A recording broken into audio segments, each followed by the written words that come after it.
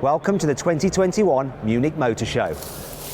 It's all about being green. Now in this video, I'm going to give you an A to Z list of all the latest and greatest cars coming from each of the manufacturers here at the show. Anyway, I'm Matt Watson, and you're watching Carwow. Buying a new car? Then head to Carwow, and my team will help you find your next car at a fair price. Carwow, your one-stop car buying comparison site. Welcome to the Audi stand here at the Munich Motor Show, though it isn't actually at the normal show centre, it's in the centre of Munich. Anyhow, we have this new car here. It's called the Grand Sphere, and it's a big luxury limousine that is, of course, electric powered. And this car will go on to replace the A8. Yeah, you heard that right. It's got a 120 kilowatt hour battery, 2 electric motors, 720 horsepower, a range of around 500 miles. But you've got to check out how gorgeous it looks from the side and the cool way that you get into it. So look at the doors. They open barn style to make it nice and easy for you to get in. There is no pillar in the middle, so you can get into the back or the front effortlessly. Look at this. And it's so spacious here on the inside and very modern looking with this digital display here which is projected onto the wooden panelling. You can drive this car yourself, but if you can't be bothered to drive it yourself, it does have level 4 autonomy, which means you can press this button on the steering wheel and that'll go away, and where it's legally allowed, the car will drive itself completely. You can then put the car into like this comfort relax mode, which will just kind of lie you back in your seat and you'll just be whisked to wherever you need to go. Now you might be thinking, how the heck do I control all the car's functions now, because I'm too far away from all the infotainment system and stuff? Well, this car has eye tracking, so you can actually see where I'm looking, and there are these icons on the dash, and I can look across at them, they'll highlight, and then I can select them. Now to select them, you actually touch a panel in the door. Obviously the door's open so I can't do it, so I've got a man from Audi, look, there he is. He's operating it there. So if I look at that icon there, it'll highlight, then he tapped the panel on the door, and it selected it. It's that simple. It's concept for now, but this car will inspire an actual road-going version which will be released in around 4 or 5 years' time. Sometimes at motor shows it's hard to tell what a new car is all about, but BMW is making things very easy for us here by writing it down the side. So this is an X5, but as you can see, it's got a hydrogen fuel cell. Now this car isn't actually going on sale, they're just testing it out. They're not going to put all their eggs into the EV only basket. I think that hydrogen still has a future. They're not as far down the road with this tech, obviously, as Toyota that's actually selling hydrogen cars. But anyway, we're going to move on to something that's a lot more futuristic and interesting just over there. Here on the BMW stand, they are showing off this concept. It's called the iVision Circular. So this points at what cars will be like from BMW in the year 2040. Obviously, it's all electric, but that's not the story.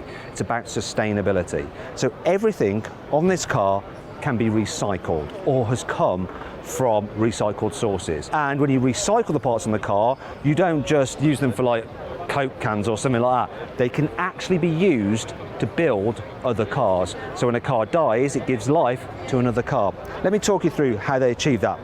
What they do, rather than having lots of different panels made up of different components, it's all just one piece. So this piece here is one single piece of aluminium. It means that when you take it off, you can recycle that, and it can be high-grade recycled aluminium you can use in a car. So there's no plastic badge with the BMW blue propeller stuck on. No, it's actually engraved into the car.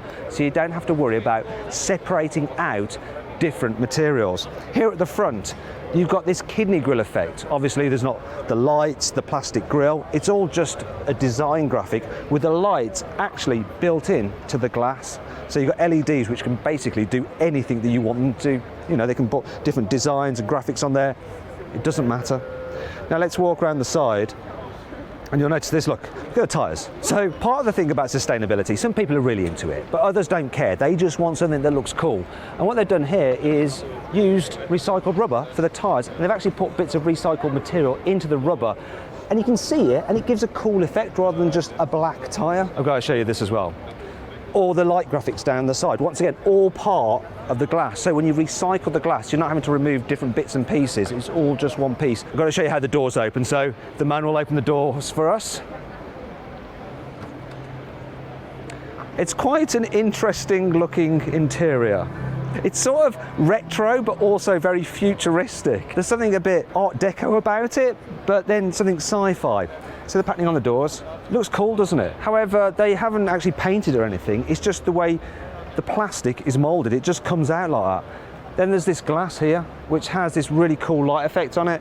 Now it's actually just laser printed, and they can laser print in touch sensitive buttons as well. It's all one piece. You could remove that and you could recycle it and use it again on a car. The seats, made from recycled materials, but they're velour and it feels really luxurious and plush. Then there's bits on the back that you can actually release to remove the seat covers, and so you can just recycle them because it's just one material. Same with the floor mats, just one piece, easy to recycle.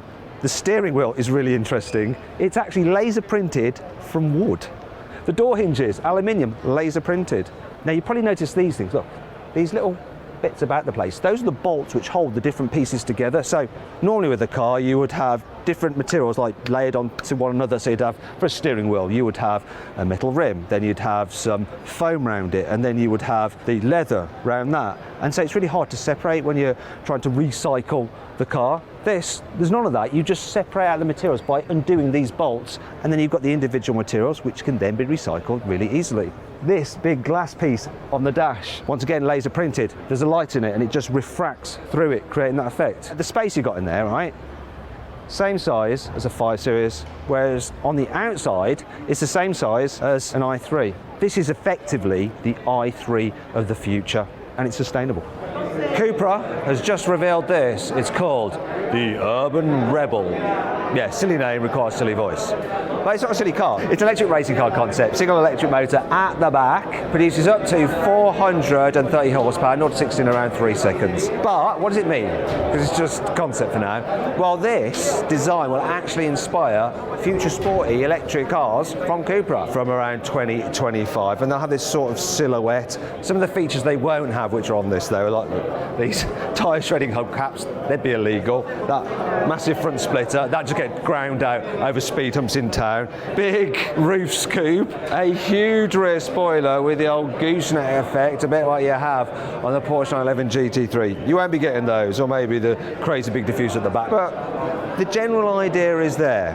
It's definitely something to look out for. Oh look, it's the public debut of the Cupra Born. It's basically Cupra's version of the Volkswagen ID3, though it's just got some goldy bronzy bits on it and a more aggressive looking face. It's quite nice. Let's have a look at the inside. That is going to be quite similar to the ID3. Well, yeah, infotainment system, digital driver display the same. Design on the dash is cooler though, I prefer it. Material quality is similar. Apparently there's quite a lot of recycled materials used in this cabin. It's all right. So look at the back seats. Yeah, similar to the ID3. Enough space there for adults, over 6 foot even. Now this thing is powered by a rear-mounted electrical motor, and it has up to 231 horsepower. The quickest version of this will do 0 to 60 in around 6 seconds. Biggest battery, 77 kilowatt hours. Give you a range of about 350 miles. Big enough boot, similar to the ID3. Well, like that. The rear design's pretty cool. I do love a rear light bar. I also love a coffee bar, so I think I'm going to just head over there for a moment to get a caffeine fix to help me on my way for the rest of the show. Bear with me. Later. The Munich Motor Show is all about e-mobility, though I don't think Dacia got the memo, because they've unveiled a new car that has a petrol engine under the bonnet. It's this, the Jogger, and it's a 7-seater MPV. Let's go check it out inside, because believe it or not, this is based on the Sandero. So when you climb into the front, you think, oh yes, it does look similar to the Sandero, and the Sandero's got quite a nice interior actually for an inexpensive car. And this is inexpensive, it'll start from around £14,000. However, when you go into the back seats, you think, wait a minute, this is a lot bigger than a Sandero, and I have picnic tables and MPV-like stuff and loads of headroom and legroom, and what's that back there? What? Oh yes, we have an extra row of seats, and to get into those, what I have to do is pull this down, flip this forward like that. Quite easy to do, you see, and then I can get into the back. And surprisingly, there's a decent amount of room back here. Look, I'll fold this down so you can see. It's actually pretty spacious here in the back. I don't think any car will give you as much space or passenger carrying capability for so little cash. This thing is huge and great value for money. There is one thing I'm concerned about. So I told you it was a petrol car. It's a 1 litre. Fine in the Sandero, How's it going to cope with 7 people on board, especially if there's 7 adults who've eaten a lot of food? Hey, you join me on the Ford stand with some cool elevator music. They only have one car here that's new, and it's over there. It's the Cougar Mindfulness concept. What's that all about? Well, it's all about getting pretty blummin' zen, baby. So what's different about this mindful Cougar? Well, here on the inside you get recycled materials for parts of the interior. You also get a blast of fresh air from the air conditioning system to help wake you up when you first get in the car. Then there's this special mindful app, and it has something called mindful driving, which will monitor how you're driving to make sure you're not being a dick to other road users. You have driving yoga, which will tell you to stretch and move about and breathe as you're driving along so you don't feel too tired. There's meditation, which will just help you clear your mind through various guidance and music, which is played through special Bang & Olufsen speakers in the headrests. Then there's power nap, so that'll recline the seat for you using a special pillow to get nice and comfy. And then it uses those speakers in the headrest to play different frequency noises into each of your ears, and apparently that can alter your brainwaves so that you go down into a deep sleep and smoothly back up again, all within 12 minutes, so you wake up invigorated and ready to continue your journey. It's all very clever and a bit mysterious, and yeah, I'm not taking a piss, it could actually be quite useful. Okay, let's see what we've got going on the next... Oh, why are you going? Hey? You silly tire blummin' dependum on of you. Yep. Oh, yeah, it's enough of that. Motor shows are always really exhausting. You have to walk for miles and miles and miles, and that's why, even though I'm only at the letter H for the Hyundai stand, I'm having to take a seat. You might think I'm lazy, and if you're a lazy taxi driver, you're going to like the Ioniq 5 Robo-Taxi, because this thing, it has level 4 autonomy, so it can pretty much drive itself. All those bits and pieces on it are sensors. Even that one at the top, that's not a police siren, it's a sensor. So it can see exactly what's around it, so it can drive in certain environments completely on its own. Now, not completely on its own. For legal reasons, you still have to have a taxi driver present, but they won't do any driving at all. They'll just sit there and the car will do the rest. Seems a bit odd and pointless, but robo-taxi. Now, this car isn't actually new. It was unveiled a couple of years ago. It's the Hyundai Ioniq 6 Prophecy. The reason I want to show you is because it sort of reminds me of a Porsche 996. In fact, it's Hyundai's answer to the Porsche Taycan, only it has doors like a Rolls-Royce. See? Look. It's cool, isn't it? Makes it easy to get in and out. Obviously, it's not production ready, but something similar will come along at some point from Hyundai. Here on the Kia stand we have the new Sportage, and I'm going to give you my whistle-stop tour of it. So, the design here at the front is busy, but interesting. The swoopy back, it's a little bit like that on the EV6. The inside is nice with good quality and all the tech. The back seats are roomy and comfortable. The boot has an electric tailgate, is a decent size, and has some secret storagey bits. You'll be able to get the car with either a 1.6 litre petrol engine or a 1.6 litre diesel. The petrols have mild hybrid technology, are normal hybrids or plug-in hybrids, and the diesel you can have just as a normal diesel or a mild hybrid diesel. In terms of pricing, it should be competitive. Don't know the exact pricing. If you want to find it out, click on the pop-out banner up there or follow the link in the description to go to Carwow, where you can also find out how much you can save on a new car. Now, if you enjoyed this quick review and tour of this car, let me know in the comments, should all my videos be like that? Scooter company Micro has released this Microlino bubble car. It's a bit like the Isetta bubble car, only of course it's electric. But like the Isetta, you get into it through the front. So it's a two-seater. It's left-hand drive only, though this car is quite narrow, so it doesn't really matter that in the UK you'd be sat over this side. It's got a sunroof. Hello. Yeah, look, hello. It's got a sunroof, yeah. We've got some cup holders, we've got a little screen there, you've got your drive select there, and then you just shut the door like that. Excuse me, I'm just going to shut the door on you. Okay, something dropped off. Don't worry about that, it's a prototype. That bit there. Anyway, let's move on. So, underneath the floor, we've got a battery pack. So you can get a 6 kilowatt hour battery pack, up to a 14 kilowatt hour battery pack. We've got a boot here with a little Microlino scooter for your child. Oh, lovely. Price-wise, start from around £13,000. Mercedes has revealed this very, very discreet vehicle here in Munich. It's very hard to notice. It doesn't stand out at all. It's not in your face, not in any way, shape or form. It is the shy, retiring Maybach EQS. So it's basically the luxury version of the EQS that's been jacked up because it's now an SUV. And it's got a lot of chrome on it, a lot of chrome. Look, big chrome there with the Maybach written in the chrome strip on the bonnet. There's Maybach logos in the lights. You've got these big chrome effects in the grille that's not really a grille because it's an electric car. It doesn't need to cool an internal combustion engine. There's more chrome here, which is almost like a cheese grater. So if this car goes into production, I'm not sure that they're going to be allowed to have that because of like pedestrian protection, because that would be very lack of pedestrian protection, wouldn't it? I like the two-tone paint though. The chrome theme continues here, look, with the window surrounds. And then you've got the Maybach logo here as well, chrome on the doors and chrome running boards there to help you get in and out of the car. Oh my God. And these huge chrome wheels. What are these? Oh yeah, 24s. Bet they're expensive.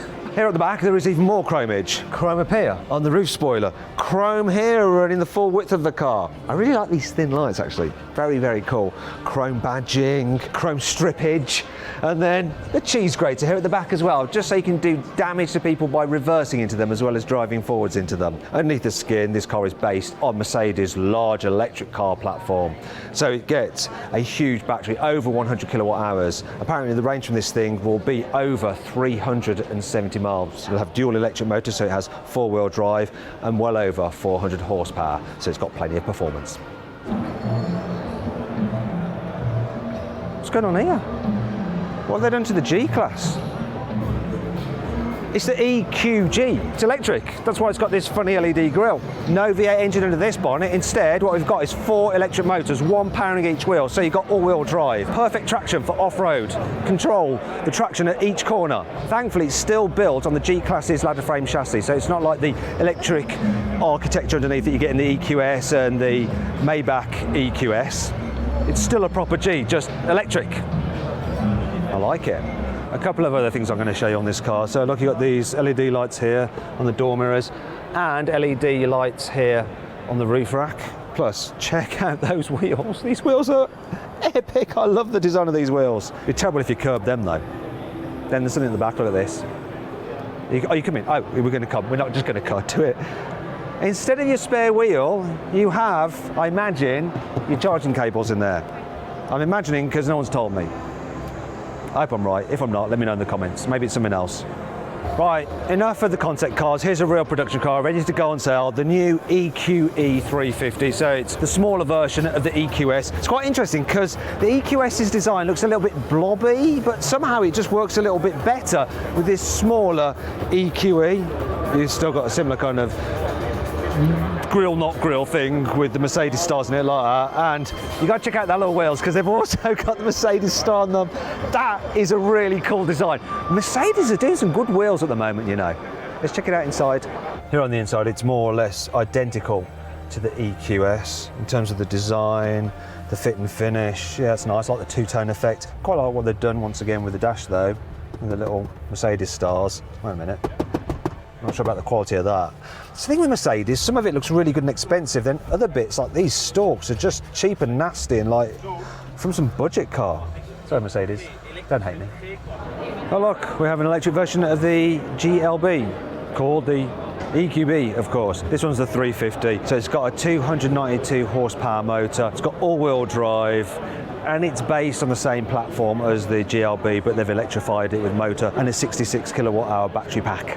And now we have the EQT concept, which is essentially an electrified people carrier van thingy. So it will go into production and will eventually be getting taxied around in these things when you fly in to see Mercedes at Stuttgart.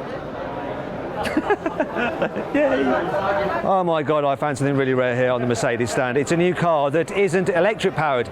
In fact, it has a 2-litre, 200 horsepower diesel. It's a C-Class, all-terrain.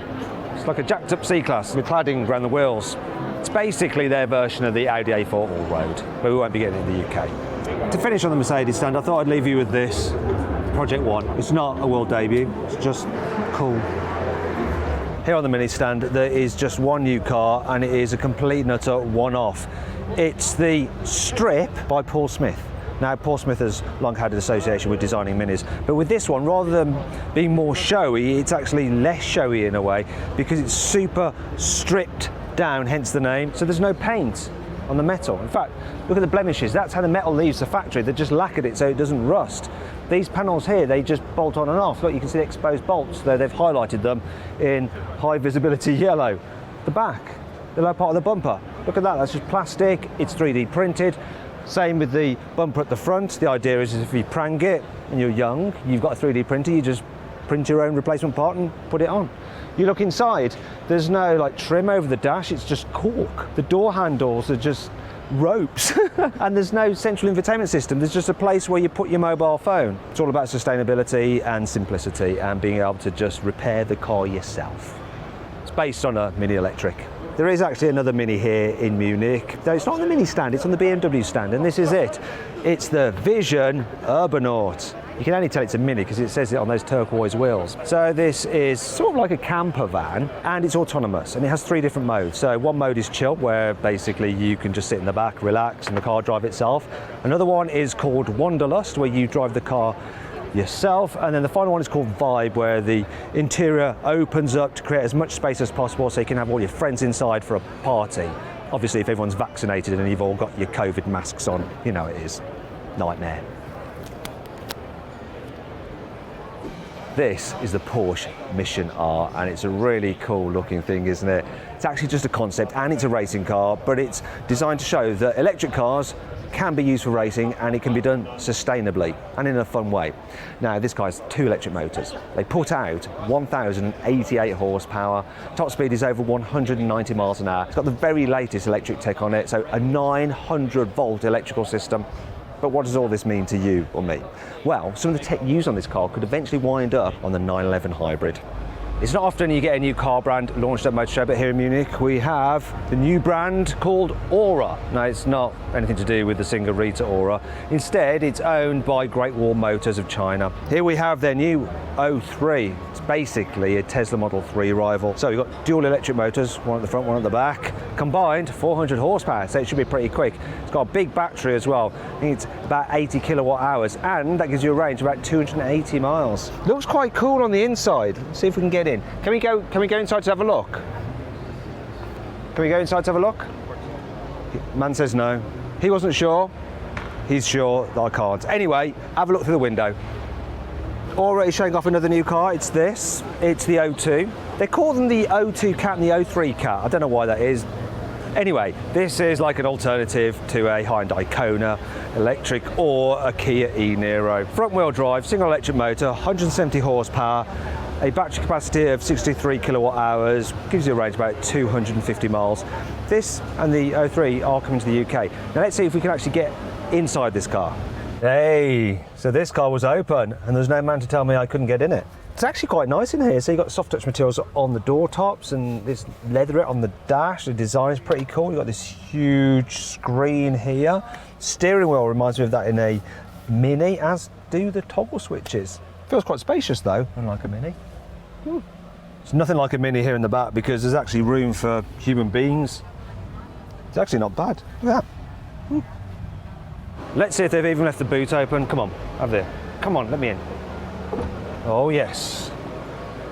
Oh my God, it's electrically operated as well. And there's the boot for you.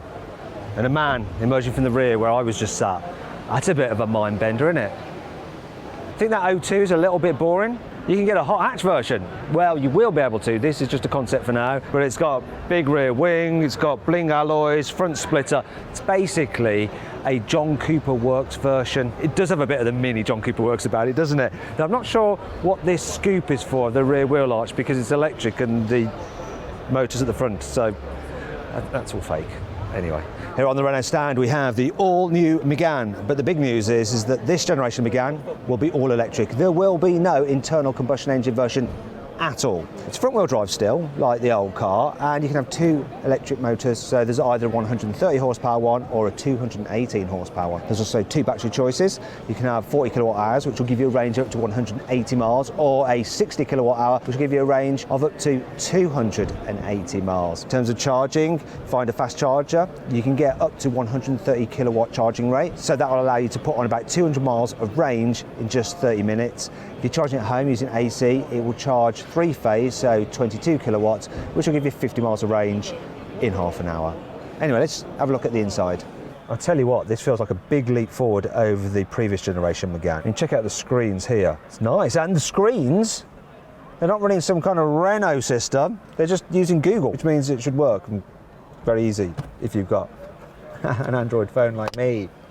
They've gone for a sort of like squarish steering wheel, which is a bit odd, but then you have the driving modes here on the steering wheel, which is handy, so you don't have to look down to press some buttons if you want to go into different modes, such as sport, comfort, or whatever. Material quality is generally pretty good in here, and I like the multi-layered design. Ooh, got some storage under there. Right. Lovely. Here in the back, headroom's pretty decent, knee room's pretty decent. However, foot space is a little bit tight. The reason for that is that the battery pack is underneath the floor, and they haven't really raised the seats up, obviously, to preserve headroom. The result means that you're sort of in this kind of position, like you're a bit squatting, and that's not going to be too comfortable on a longer journey. You're going to have to go like that, I think. Let's inspect the boot. Come on. I don't have the exact dimensions for you, but it looks big enough that there is a huge load lip, which will be a bit annoying when you're lifting things in and out. I'm not going to criticise the design though. This is a good looking car. It's sort of like a halfway house between an SUV and a hatchback. I like it, they've done a good job. And look, it's riding on 20-inch alloy wheels on just a normal Megane. When you think of smart cars, you think of little 2-seater city cars, don't you? Well, you're going to have to think again, because in future, smart is going to grow up a bit. And this is signified by this concept car, the Smart Concept 1. As you can see, it's an SUV. It's about the same size as a Mini Countryman. Though if you look inside, you'll see it's got more room, and that's because it's an electric car, and it's built from the ground up as an electric car. So you have the battery underneath the floor, the wheels can be pushed out to each corner, and that frees up lots of interior space. They've kept the design inside nice and minimalist though. There's a bit of bling going on in there with some gold plastic about the place and some LED lighting. That could make production though. If you look at the front, there's some more LED lighting going on in the grille, and you can actually change the colour of the lighting at the front of the car if you want to. Now, Smart is working with Geely. Now, Geely is going to do all the battery tech, the motors and stuff like that, whereas Daimler will be doing the design of the car. So it's a partnership between those two brands, and in future every single Smart will be electric powered. Volkswagen is showing 2 cars here in Munich. The first is this, the Id5 Gtx. They've still got some camo on it for some reason. They're not going to reveal it without this for a few months yet. What do you need to know about it? Well, it's basically an ID4, but with a more coupe-like rear end. As a result, you have to pay more for it. And because you have to pay more for it, they're trying to justify that by making the interior a little bit posher. This being the GTX means you've got 2 electric motors, one at the front, one at the back. Combined, they have 300 horsepower.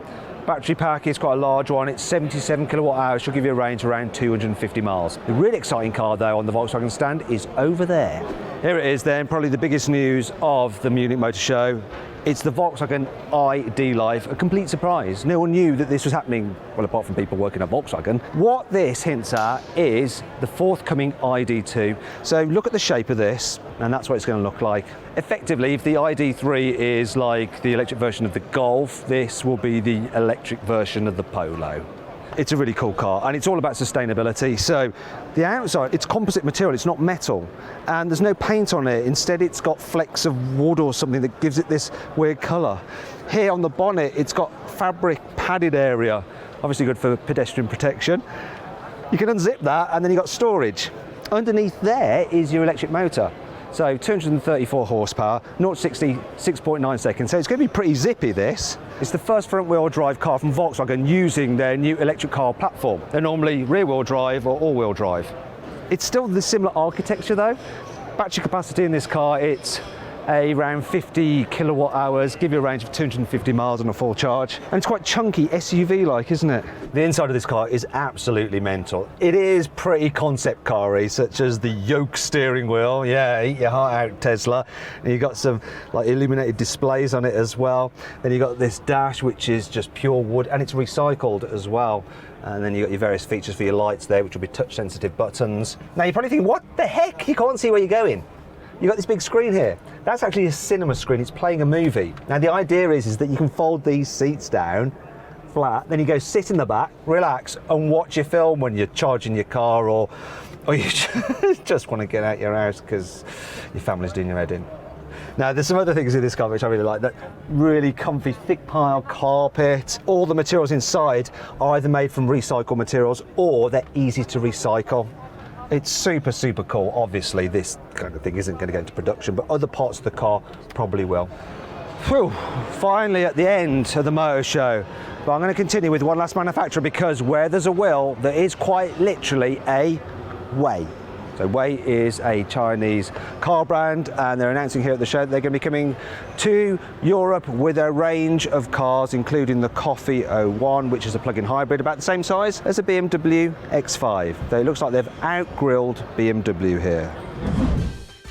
Well, that's the Munich Motor Show completed.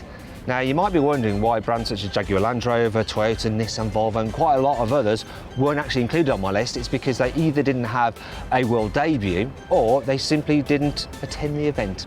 Anyway, I hope you'll enjoy the video. If you did, give it a like. Let me know which was your favourite car from the show in the comments below. Click on those windows there for more videos, and on that box there to go to Carwow to see how much money you can save on a new car.